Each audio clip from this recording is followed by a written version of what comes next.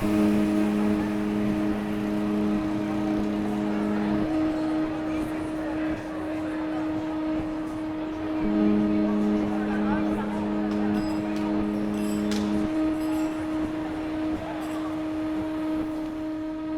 parlais à ceux qui ont besoin de l'entendre, ceux qui essaient d'écouter ce que je dis. Aujourd'hui ce monde est dur à comprendre et je sais que c'est dur de trouver sa raison de vivre. Mais ne perds pas espoir, accroche-toi à ce qui t'entoure même si ce qui t'entoure c'est juste toi. Tu diras et si j'avais été ça, mais regarde d'où tu viens. T'as parcouru tellement d'épreuves pour en arriver là, alors accroche-toi. Mais dis-toi aussi que c'est normal de pleurer, c'est pas une honte d'être vulnérable, que t'es trop un bonhomme pour laisser couler sur tes joues des larmes. Mais dis-toi que même Jésus a pleuré et que si même Dieu pleure, c'est que les larmes font partie de la foi. Alors ne te contiens pas. Moi je crois que c'est pas la goutte d'eau qui fait déborder le vase, mais celle qui le vide. Et si t'as peur de faire face à tes problèmes, continue de te battre, essaie de rendre les coups. Je crois qu'il vaut mieux avancer d'un pas chaque jour que d'en reculer de deux après tout, parce qu'un pas vers la lumière vaut mieux que 1000 dans l'ombre. Et si tu te sens faible, n'oublie pas que tu seras toujours plus fort en portant fièrement son nom, et en lui faisant confiance plutôt qu'en cherchant à te sauver par toi-même.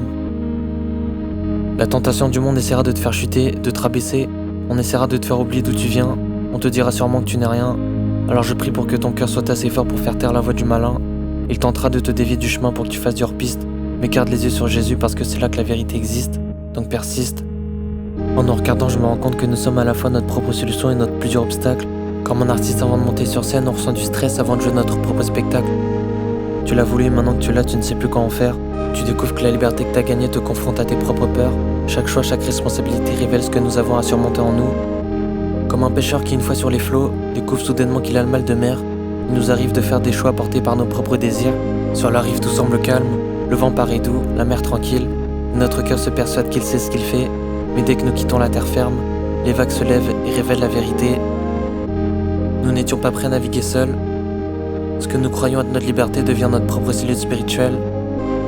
Alors au milieu de la tempête, on lève les yeux vers le ciel, et ce n'est plus la mer qui nous fait peur, mais la distance que nous avons mise entre nous et celui qui commande les eaux et les vents. Sa colère n'est pas celle d'un juge qui punit, mais celle d'un père qui voit son enfant se perdre en croyant savoir où il va.